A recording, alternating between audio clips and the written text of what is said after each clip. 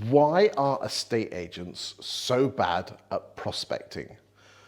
Today, I'm joined by Rob Smith, who is boss man of Whitegates and Hunters, the franchise, so responsible for over 150, 160 offices. He's had a long career in estate agency, coming up from the bottom, so he knows his onions. Rob, why are estate agents so bad at prospecting? Talk to me.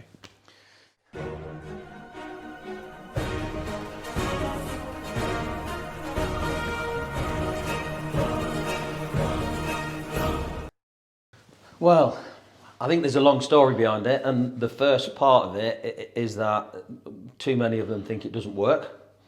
Too many of them think they haven't got time to do it, because we are quite a reactive business in terms of if the phone's ringing off the hook, we haven't got time to prospect. Then when we do prospect, sometimes it doesn't work as effectively, as quickly as agents would like it to, so then they stop doing it.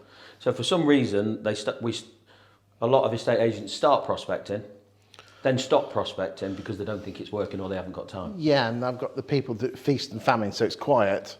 They do a bit, gets a bit busier, not because of their prospecting, but just generally the market gets going. Yeah. What about their fear of rejection? Yeah, I think, so from a cold calling perspective or a data calling perspective, even if it's in your own database and you haven't spoken to it for a while, I think the general feel, not just in the industry, but just with a lot of people these days, is the fear of the phone, is ringing somebody up, wondering what response I'm going to get, what am I going to say.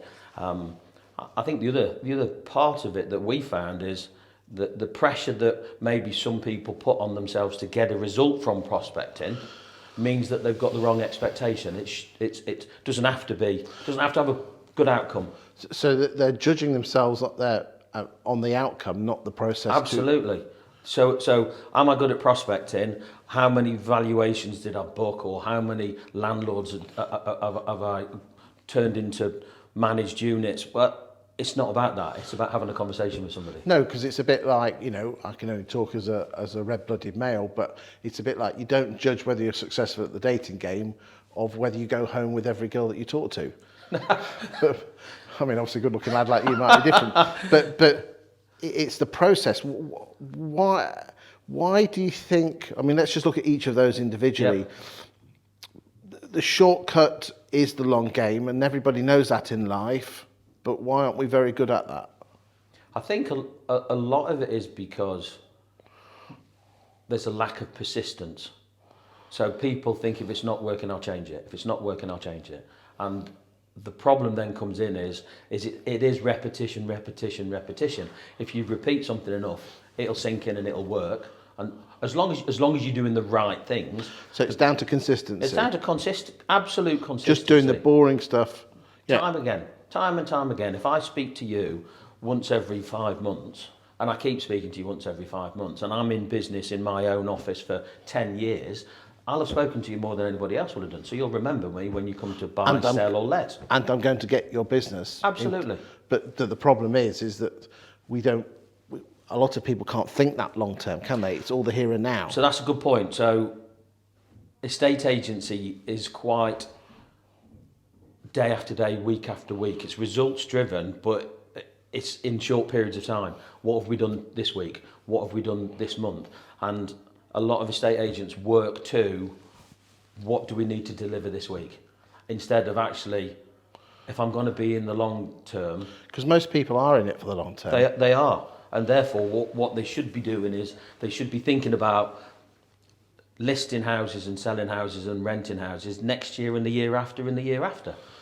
I mean, you obviously deal with over 150, 160 franchisees. What is the mindset of the ones that do play the long game? How have they squared off the short-term need for business now versus planting the seeds and nurturing it for the future? I think they've been in the game for a long time, so they've seen things come and go. So they've got the experience in the marketplace.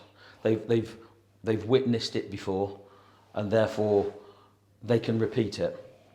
And what they're good at, and to be fair, we have to remind them every now and again, and a lot of the time they'll say, oh yeah, we used to do that, but then that's part of our role is to help them see the wood for the trees. But in general, our better franchisees and better businesses are a little bit more open to doing new things, but maybe in an old way, if that makes sense. Yes. Or old things in a new way. Because it's a bit like social media, it's just the way we communicate. It's just a different way to communicate. Totally. Yeah. What would your message be to any young estate agents who haven't had the advantage of experience? That, you know, I'm a firm believer in learning the lessons that other people have made mistakes. Yeah. What would your message be to, let's just say you've got this young whippersnapper, a great estate agent. What would your fatherly advice be to those agents maybe in their 20s that you want to show them and guide them on the long game, but it's really hard for them? What would your fatherly advice be to that? I think you've got to begin with the end in mind, and that is, if your ambition is to be here for a long time, and your ambition might be to be market leader or in the top 3 or make X amount of money or retire at a certain age, you've got to start with that and work backwards. You can't get there just thinking about what you're going to do this week, and therefore there just needs to be a bit of planning between now and the end in terms of what good things are you going to do that you're going to repeat time and time again. And time again that if the poo hits the fan, you're still going to do. You still got to do it. And if the phone doesn't ring for 2 weeks, but what you've been doing has worked over 6 to 12 to 18 months. If the phone doesn't ring for 2 weeks, don't stop doing it and try and reinvent it. Keep doing it, because you know and I know that in 4 weeks' time, all of a sudden the phones will go bonkers because of what you've done. Yeah, the analogy I use is that you're planting the seeds, and some seeds take, you know, if you pick up the phone, I'm about to put my house on the market, that's fine. That's like a cress seed. It's come up really quickly. But there's going to be some that are like oak trees that take, generate, 10, 20 years to grow. Yeah, and when you think about the amount of money it costs to be an estate agent, I mean, it's not cheap. So if you've got high street premises, even if you haven't, but you're spending a lot of money on marketing and canvassing and prospecting, it's a lot of money. So the leads that you've generated are quite expensive. So once you've got them, keep them. Keep speaking to them.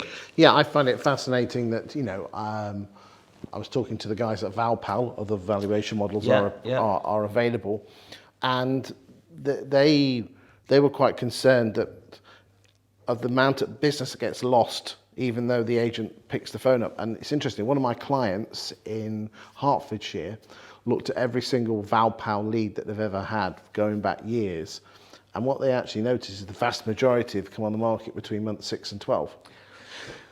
Yes, so and 28% of them come on the market. So, so it isn't a waste of time, it's your mindset that's a waste of time. Correct. We did similar. So in a couple of the businesses I've been in previously, we had the local valuation alerts on Rightmove, which were very similar in terms of generating a valuation.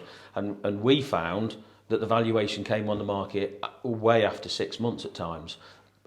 But it did come on the market, but most estate agents had stopped ringing it after 3 months. Because they decided... As much as 3 months? Yeah. It's not coming on the market, I'm going to dead file it, I'll never speak to it again, when actually you just can touch base with it. It takes 30 seconds to pick the phone up and talk to somebody. And it's interesting what you said at the start, Rob, is that it's all about building relationships, not necessarily getting the listings. Yes. It's, collecting the data, it's talking to them, it's nurturing that relationship, because people say we're in a people business. Well, a people business means it's a relationship business. Absolutely. And in addition to which, you've not got a relationship with that customer, you could have a relationship with their brother, their sister, their mum, their neighbour, their friend, because the more I talk to you when you're not selling your house, the more likely you'll come to me when you are. As long as you're saying it in the right way. Absolutely. It's got to be the right conversation.